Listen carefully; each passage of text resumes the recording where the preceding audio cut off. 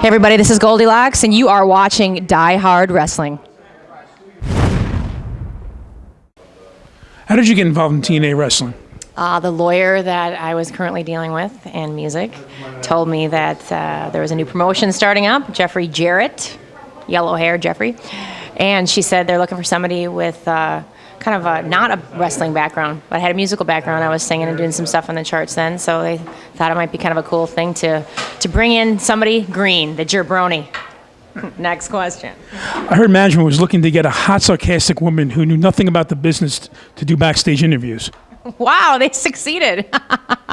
And there's nothing like putting you right out there the first day with no idea why you're even really there. It was amazing. Thank you, Jeremy Borash, for at least telling me something. Were you a fan growing up?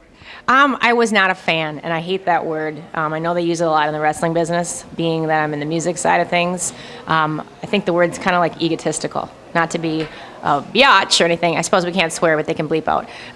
I can swear? Okay, because I do, and that's probably why I got in a lot of trouble at TNA. But anyway, I wasn't a fan. I wasn't like a crazy supporter, but I definitely attended a lot of things. And actually, I got to see a guy that I used to go and watch with my grandmother, Ivan Putski. I saw him in the elevator at the hotel, and he was kick-ass.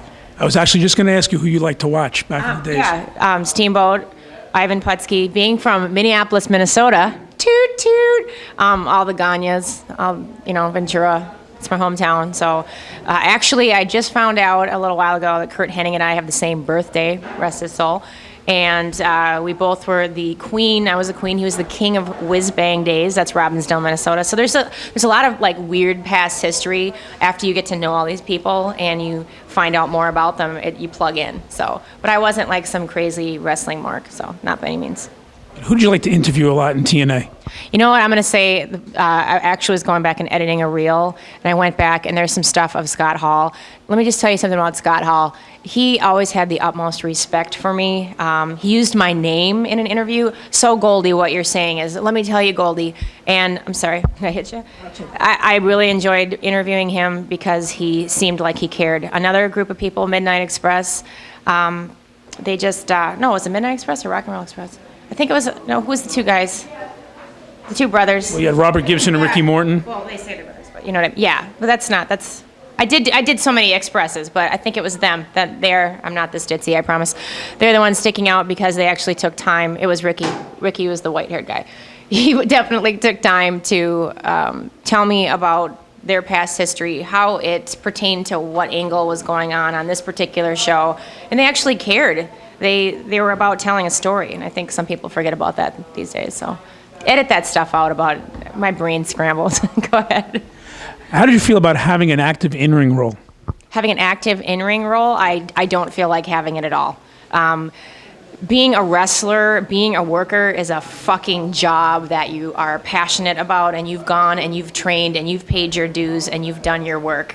I'm an interviewer, I'm a musician, I am an entertainer and an actress. That's what I do. I do on-camera things, and forget about people like the Midnight Express.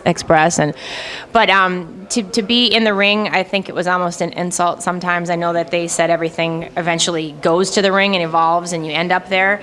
I wish, though, that there could have been, I remember like Bobby Heenan, he didn't really get so physical, but like, back in the day, like a dump of water on the head was like the climax, and now it's not even a climax to see somebody get beat over the head or hurt. It's almost like a woman has to lose her bra or her pants or something like that, and that's the big finish. How that's so creative. So I think that I would want to be a little more trained, and I'm not a wrestler, so that's how I feel about it. I should do this, not this. Were you scared to take bumps? I'm not scared to take them, but I didn't train. You've got a 400-pound guy that's going to whip you around like a piece of licorice. Is that fair to anybody? It's not what I do. If I would have wanted to train, and I would have trained for 6 months, a year, 2 years, and gone out like these girls do and do the indie circuit, if that's what I really wanted to do, yeah, I would have loved to take bumps. It's all about being real for me, so. I don't like when people pretend to be things that they're not. I never wanted to do that. I'm happy to give it a cat fight or two or what's in my capability, but when people start acting like they're workers and they're not, that ticks me off. How do you feel about people who feel it doesn't require skill to be a pro wrestler? That's basically what we just covered. I think it's a piece of shit. It's crap. I do. How can you not have skill? Their baby doll is here, and I got the pleasure of meeting her, talking about one of her daughters wanting to be a worker in the ring once, in the ring twice. She said the next day she couldn't even get her head up off the pillow. I want to go back, Mom. But it's like, this is somebody that's even got passion and drive. Her mom, her whole family's got a wrestling legacy, and even she's hurting. And it's like, skill, these guys, a lot of these guys are wrestling with broken backs or broken neck bones or, you know, many ailments, and you would never know that. And for people to say that it's fake or you don't need any skill, that's a crock of shit. How do you feel about people who say wrestling's fake? Ditto. Step off a curb wrong and tell me if that hurts, and then see how, here. This is how fake it is. Stitches, 7 stitches there. I got here, sliced open, concussion. I can't really see the scars anymore, but. So how do you feel about male promoters and wrestlers who say women's wrestling hurts the business and cheapens the product? I would have to agree that most of the time they're right. And it's because a lot of the women that get into this, maybe they're just looking for camera time. There are definitely some women out there. At this promotion, I got to see Luna. She's sitting at a table. She can choose to sign autographs. She can take a few pictures. She's up on the table for every single person that walks by. She's cutting a promo for everybody that brought a video camera. Everybody obviously brought a video camera, knowing that she was going to be here because she's animated. She is the business. There are some women down, you can count them on 2 hands through the legacy of wrestling that actually brought something to the business. I don't know everything about wrestling. All I know is, actually, my opinion probably would matter more sometimes because I'm kind of an outsider looking in. There really only has been a couple handfuls of women that I think that have done something great for the business, and then a lot of them just kind of get into, it's like all the women that are on reality shows. I'm going to go sleep with, you know, a rap star so that I get camera time. I don't really do anything, but so I can see where some promoters think that women could hurt wrestling, but on the flip side, don't be a jackass. The women that you bring in, pay them well and take care of them and show them your appreciation for being a good worker. I worked with Trinity for a long time. Tracy Brooks is a good worker. There's good workers that were in TNA. Keep those girls coming back. Take care of them. Or what's her name? Gail Kim. She seems like she's a good worker too. All about business. I hear nothing but good things about her. So that's my thing about the women. Sorry. Okay, what are your thoughts on heat the girls have with each other? Heat the girls have with each other? I think it's probably a cutthroat business. I didn't really have any heat with anybody. The only girls that I would have heat with were maybe because I'm dating somebody and they suck their dick. That'd be about it. Is that raw enough for you? Okay. Yeah. What are your thoughts on intimate relationships with the business? I'll never do it again. And how'd you feel about your lesbian angle in TNA? You know what? I'm an entertainer, and if you are a true actress, which I act. I wouldn't say I'm hardcore as some of those people out there that, again, because they've trained. Yes, I've made money being in movies and commercials and modeling, but I am not a thespian, and I give it up to anybody that really can really put on an accent or do what wrestlers do with psychology and past events and, you know, bringing things back, bringing things in. So there's definitely, like, you look at some, you know, actresses out there and you're like, oh my God, you know, she can play a cancer patient with no hair. She can play a homeless person. She can play a lesbian. She can play all these things and it makes sense. The thing with TNA, I thought it was funny. Anybody that, like, said anything else, it's entertainment, you know. I didn't think it was executed as well as it could have been. You should have really done something with it then, you know. You know how women are. You know how we get. It could be some, like, hot, steamy, like, love angle, or it could just be 2 women completely bitching at each other like we do to men anyway, and then it would have been believable. So. Why did you leave TNA? Why I left TNA was just people talking and things happening, and I walk a certain walk, and I think I pissed a lot of people off. I think I'm outspoken. I don't necessarily play the games that you're supposed to play. I'm just me. I don't kiss a lot of ass. I probably should. I think some of the guys maybe didn't like that I was getting camera time.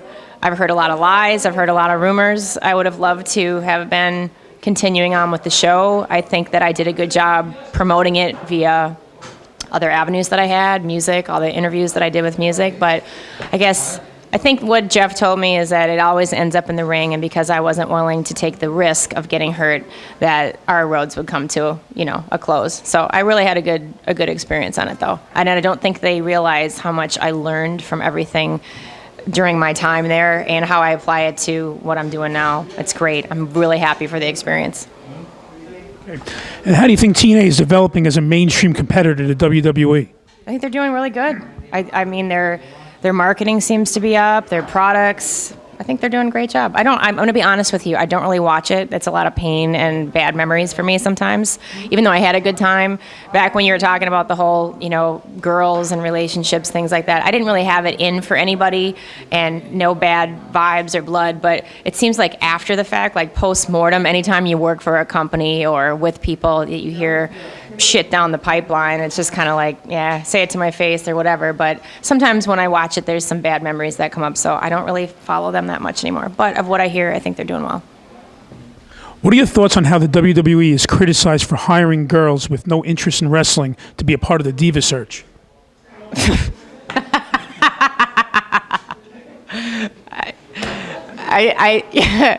I have a great respect for Stephanie McMahon, so I don't like to say anything about or against the WWE, but I've been with groups of 30 or 40 guys, and that stuff comes on TV, and it's actually really funny. I mean, it's what it is. If that's what you need for ratings, and that's what's going to develop your business or keep it running so that other workers who actually have talent can stay and feed their families, whatever. But I think it's really funny. I really wish I could get on the WWE Diva Search as like a plant.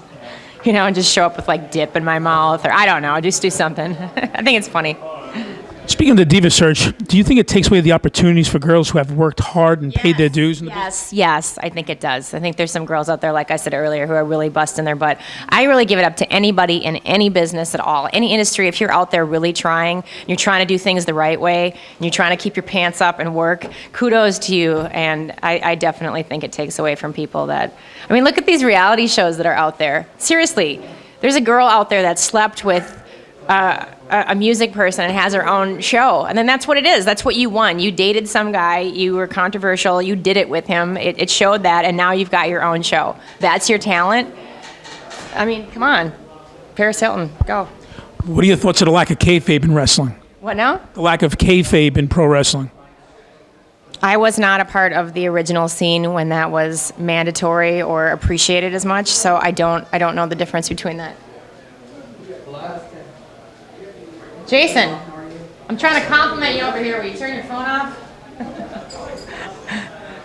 Jesus. What do you think is wrong with the business today? I know what's wrong with the business today. I think that promoters in general do not take care of the people, even on the higher ends. I think major promotions, instead of trying to cut corners and save money by screwing their workers, I think they should be developing health plans for wrestlers. I think they should be developing things where they get other benefits, or there's stock in the company, or they even get paid for the shit that they're doing, or their royalties or revenues. I think rather than trying to cut corners and trim things and make the small amount of money, I think you should be looking on a general spectrum down the line for how you can keep the people that are good, that are going to be tomorrow's superstars, how you can keep them comfortable, safe, and healthy. Teach them teach them money management, teach them something so that they can sustain, keep them around. I think that's what's missing. I think they should pay more attention to that. What will be your favorite career moment? I would have to say anything with Eric Watts. He taught me a lot about the business, and love him or hate him, Vince Russo. Vince Russo is an incredibly talented and intelligent human being. Again, you may not like his writing style. He's been profusely criticized, but then again, anybody out there is. And he actually took time to teach me about wrestling, to teach me about psychology, to teach me about on-air just presence. I really appreciate his help in the business. Would there be any chance of seeing Goldylocks in WWE or a possible return to TNA? I don't think TNA would want me. I would return there, possibly. WWE, I'm not a worker. If they could figure out a way to do something with me where I'm not getting, I'm not technically in the ring. I'm not trained like that. I don't have the time right now. I'm touring. A deep fantasy of mine, though, would always be, I know WWE has a more dormant record label. I would love to do something with Stephanie McMahon as being one of the first women, and I know that they have other people, other talent there that sing too. But I'd love to be somebody on like a label of theirs. I think they definitely get marketing and entertainment and how to make a dollar. And I'm sorry, but that's what it goes down to sometimes. So, yeah, I love it. You're good. You give good questions. Well, I appreciate your time, Goldylocks. I just got to ask you, if you did go to WWE, besides the label, do you think there's any possibility you'd do interviews like you did in TNA? I already am. It's called Assault, and it's airing in the UK and Australia and New Zealand. So, yeah, somebody already snapped me up. I really appreciate your time coming down. Appreciate your time, too. Thank you. Pleasure. Thanks. You're real good. Can you dig it?